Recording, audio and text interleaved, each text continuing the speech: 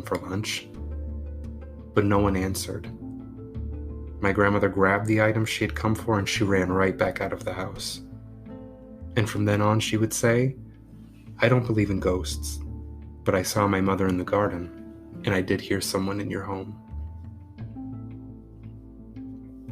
The only other person from outside to ever experience anything was my best friend from elementary school. He had come for a sleepover back when I was still sleeping in the laundry room.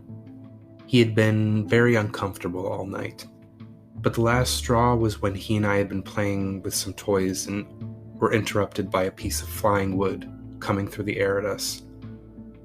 It landed right in front of us and the window slammed shut.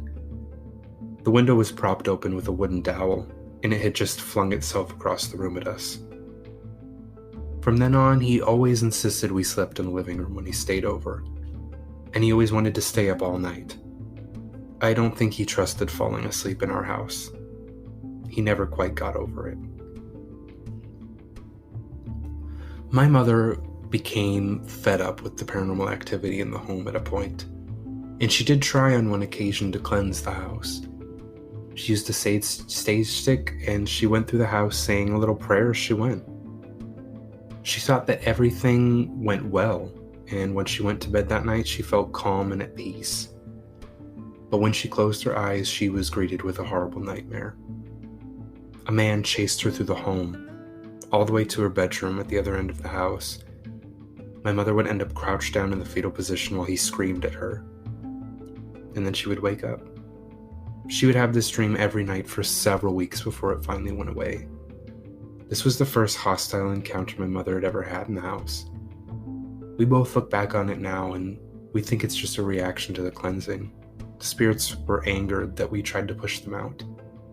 Needless to say, my mother never cleansed the house again. There were two big life changes towards the end of our stay in the home. The first came in the form of a new baby brother. My mom had become pregnant the summer of 2009 with the third child, my second baby brother. He was definitely a surprise, and she was on birth control at the time, so my parents really weren't prepared for this. They didn't really have the means to care for another child, and the whole situation put a lot of stress on my mother. One night, however, she would come to find that someone else in the home was also unhappy with the situation. My mom was laying in bed one night when suddenly she heard the voices. Except this time, she could understand the conversation. It was a man and a woman discussing my soon-to-be baby brother. The woman was furious. She did not think the change would be good, and adding another child to the home would be a disaster. The man, however, tried to calm her, saying he thought the new baby would be a blessing for the home. My mother laid there listening to them go back and forth for a long time, until she finally fell asleep. This was the first and the last time anyone would hear and actually understand a conversation between our ghosts. The second life-changing event came when my stepfather lost his job working for the police department. My parents were about to have an extra mouth to feed, and only my mother was working. The tensions in our house ran very high. Surprisingly, the activity had slowed down up to this point, though. It wasn't until the discussion of seriously moving began that things kicked up. My parents couldn't afford the mortgage anymore, and we needed to find a new place to live. As the talks of leaving the home increased, so did the activity.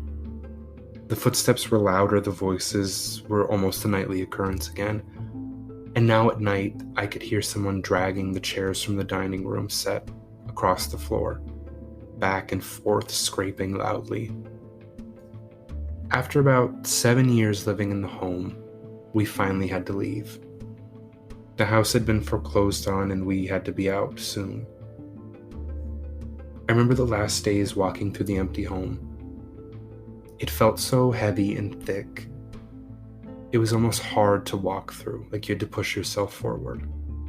The whole place had an icy chill and it had a palpable sadness. My mother had wanted to get out of this house for years, sat in the bathroom and wept. She told my stepfather we should try to fight and keep the home. He told her there was no way.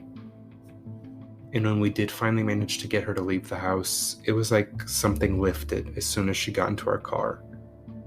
The tears stopped and she really couldn't figure out why she'd been crying in the first place. Probably the weirdest two events involving the house happened after we left. One day my friend and I had driven up to the home. We'd left a few things in the closet and I decided to go get them. The house was still on the market and this was a small town, so nobody had the doors locked. The closet was located in the living room. So we passed through the garage door, which came into the dining room. And when we passed through the kitchen and were standing in front of the doorway to the living room, we both stood in shock. The entire floor was covered in items. Toys, pacifiers, keys, an old collar of my dog's. The room had been cleared out when we left. And these were all items that had been lost over the years and not found. I had chills. And my friend, being the same one who had been uncomfortable staying in my room when we had sleepovers, was also rather freaked out. So we grabbed the things out of the closet and we ran out, and I never stepped foot in that place again.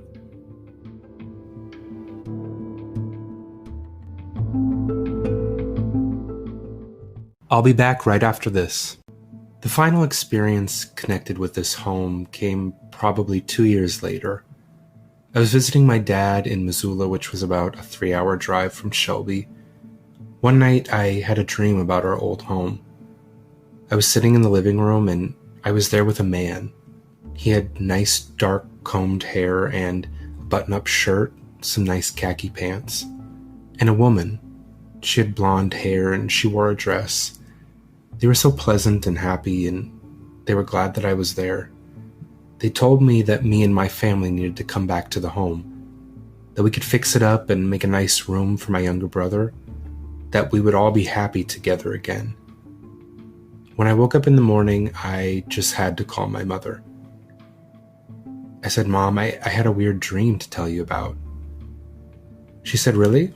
Let me know." So I told her.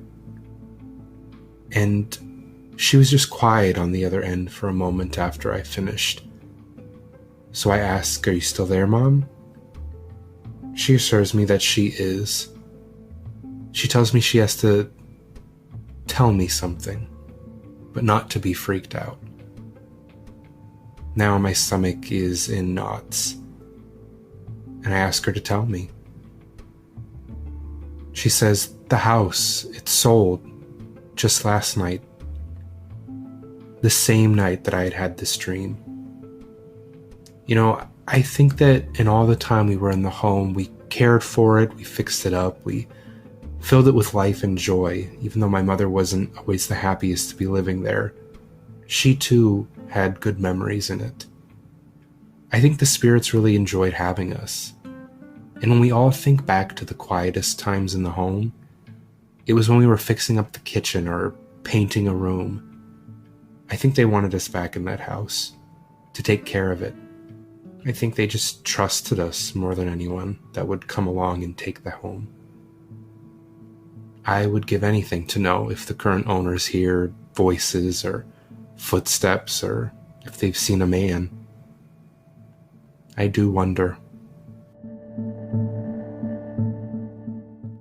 Thank you all for joining me on this episode of Bone-Chilling Encounters. If you or someone you know has a bone-chilling encounter you'd like to share here on my podcast, please email me at bonechillingenc@gmail.com. So until next time, good night, sleep tight, and don't let the bedbugs fright.